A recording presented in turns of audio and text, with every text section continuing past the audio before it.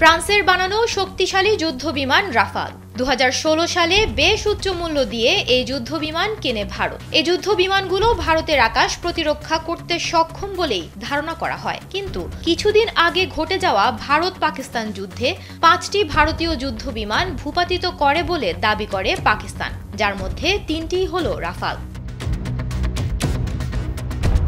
তবে এবার নড়ে চড়ে বসেছে ভারত। স্পেনের সংস্থা এয়ারবাস ডিফেন্স অ্যান্ড স্পেসের পরে এবার ফ্রান্সের দাসো এভিয়েশনের সঙ্গে চুক্তি করল ভারতের টাটা গোষ্ঠী। ভারতীয় সংবাদ মাধ্যম দ্য ইকোনমিক টাইমসের একটি প্রতিবেদনে এ তথ্য উঠে আসে। প্রতিবেদনে বলা হয়, এই চুক্তি অনুযায়ী দাসো এভিয়েশনের তৈরি রাফাল যুদ্ধ বিমানের মূল কাঠামোটি ভারতে তৈরি করবে টাটা অ্যাডভান্স সিস্টেম লিমিটেড। স্যান্ডেলিনা সো, রূপচর্চায় আভিজাত্য। এই চুক্তি অনুযায়ী 2028 সাল থেকে হায়দ্রাবাদে উৎপাদন শুরু হবে রাফালের। কারখানা পুরোদমে চালু হলে প্রতি মাসে 2টি রাফাল কাঠামো নির্মাণ করা যাবে। টাটার তরফে এক বিবৃতিতে এই কথা জানানো হয়েছে।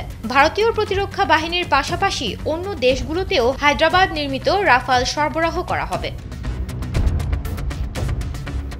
গেল এপ্রিল মাসে ভারতীয় নৌবাহিনীর জন্য 26টি পঞ্চম প্রজন্মের রাফাল যুদ্ধবিমান কিনতে নয়াদিল্লি ফরাসি সংস্থা দাসো এভিয়েশনের সাথে চুক্তি করেছে। এর আগে 2016 সালের চুক্তি অনুযায়ী ভারতীয় বায়ুসেনাকে ধাপে ধাপে 36টি রাফাল সরবরাহ করেছে দাসো এভিয়েশন। তবে 2016 সালের সেই চুক্তিতে একটি বিতর্ক ছিল। অভিযোগ উঠেছিল যে রাফাল বিক্রির শর্ত হিসেবে দাসো অনিল আম্বানির রিলায়েন্স এডিএজিকে যুদ্ধবিমানের রক্ষণাবেক্ষণ, মেরামত এবং কিছু যন্ত্রাংশ তৈরির দায়িত্ব দিতে বাধ্য হয়েছিল। এই বিষয়টি নিয়ে সংসদের বিরোধীরা বেশ কয়েকবার সরব হয়েছিল। নতুন এই চুক্তি সম্পর্কে দাসো এভিয়েশনের চেয়ারম্যান ও সিইও এরিক ট্রাপিয়ার বলেন, ভারতের অন্যতম বিমান নির্মাণ প্রযুক্তি সংস্থার সাথে এই সমঝোতায় তারা বেশ আনন্দিত। অর্থাৎ শক্তিশালী রাফাল এখন তৈরি হবে ভারতেই। সুমনা মোস্তফা, কালবেলা।